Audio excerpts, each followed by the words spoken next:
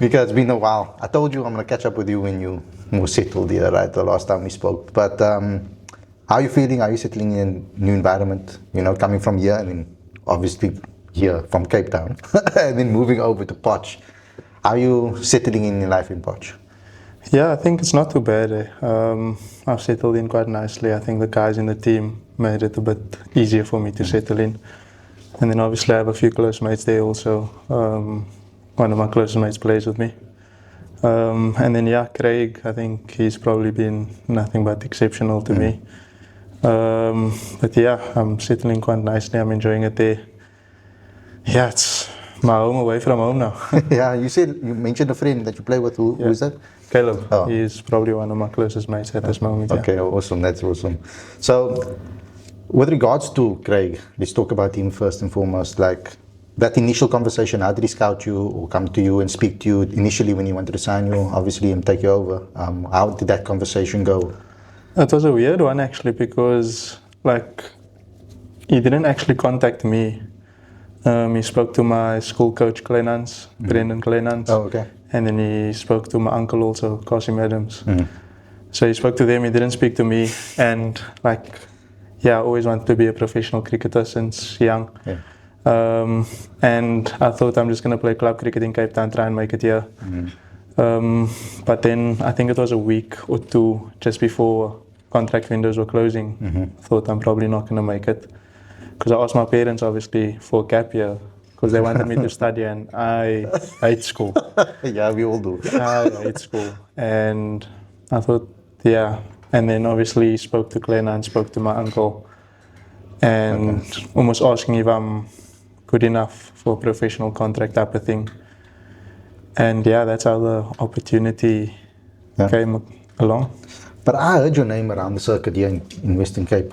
A lot of people were talking about you already and how talented you are. What made you decide to make that move to come to Northwest? To be honest, there was chats and whatever, but I didn't really get anything from Province. They gave me an academy contract at the time. And then Craig asked me to come over and for a rookie contract. And I mean, that's a professional contract. Yeah. It's obviously better than an academy contract. And I think when I obviously let Province know that, listen, this is what I'm going to do, they wanted to match the contract. And for me, it was a no-brainer because for me, it felt like I was never part of their plans. Didn't look like they had something in future for me. So, I mean, he backed me to give me a rookie contract and fortunately enough, it went my way in my first season. Yeah. And yeah, can't look back. I'm grateful, to be honest. I mean, that's a very mature decision to make at that stage, at that age.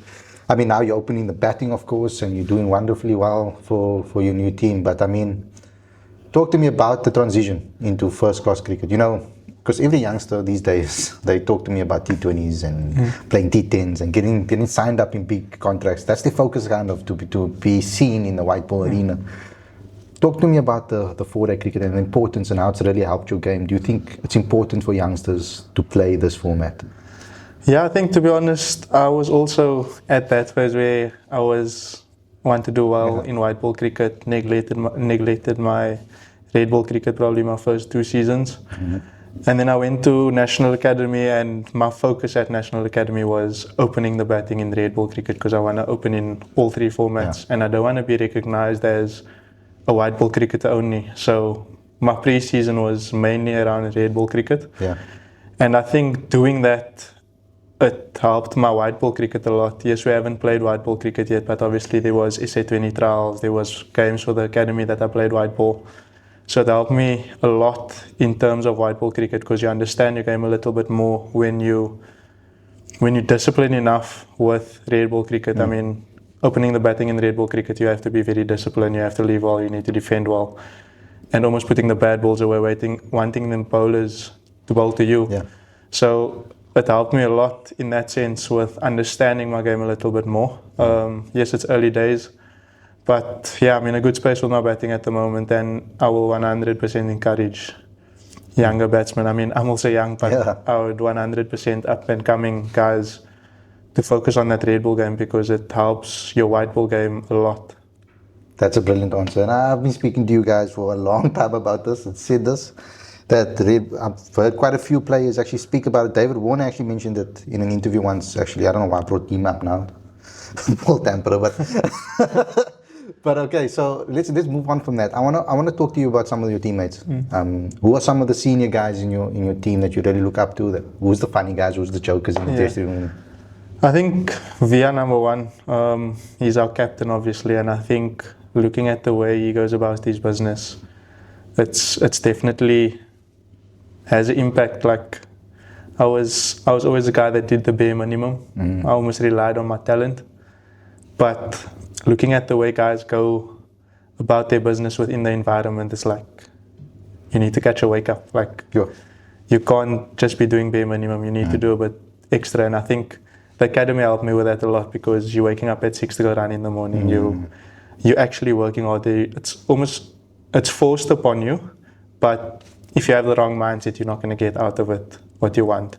But going there with the right mindset and everything, that helped me a lot. I mean, Viande, Patches, funny guy, but also one of the leaders in the team, Ruben. Good example. Razor also. I mean, I think everyone has their own role within the environment at the moment.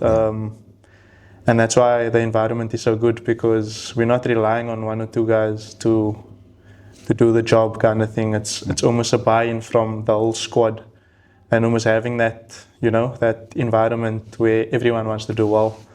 And when difficult moments come, everyone wants to do it. Guys put their hands up. They're willing to do it for the team. And I think that's really why we have such a good team going and why we're doing well, I would say.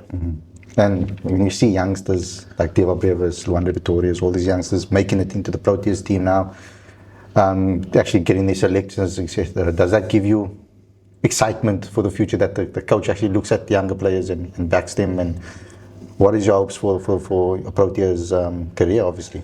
Yeah, I mean, they're obviously doing well. They earned their spot. They did well on the domestic scene, earned their spot in the Proteas team, and take nothing away from them. They 100% deserve it. And I think for me, it's about, to be honest, run your own race, not looking at what the other guys are doing.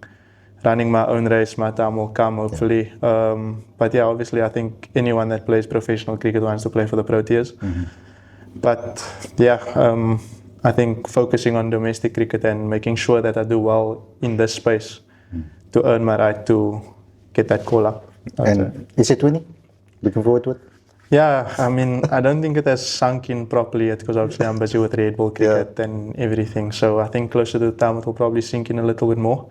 But I am definitely excited because it's something that I've been wanting to do for the past 3-4 years. Where were you when you got the notification? Or? I was actually sitting on my bed. I told him I'm not going to watch because, I mean, I watched the past 2 years and it was obviously it hurt a bit. But when my brother phoned me and I picked up, and the moment I picked up, I got more phone calls than I already knew. Really? So yeah, it was a bit of a emotional one, I'd say. Okay, awesome. Thank you a lot for this interview and now or this chat. Good luck with the season. Shukran.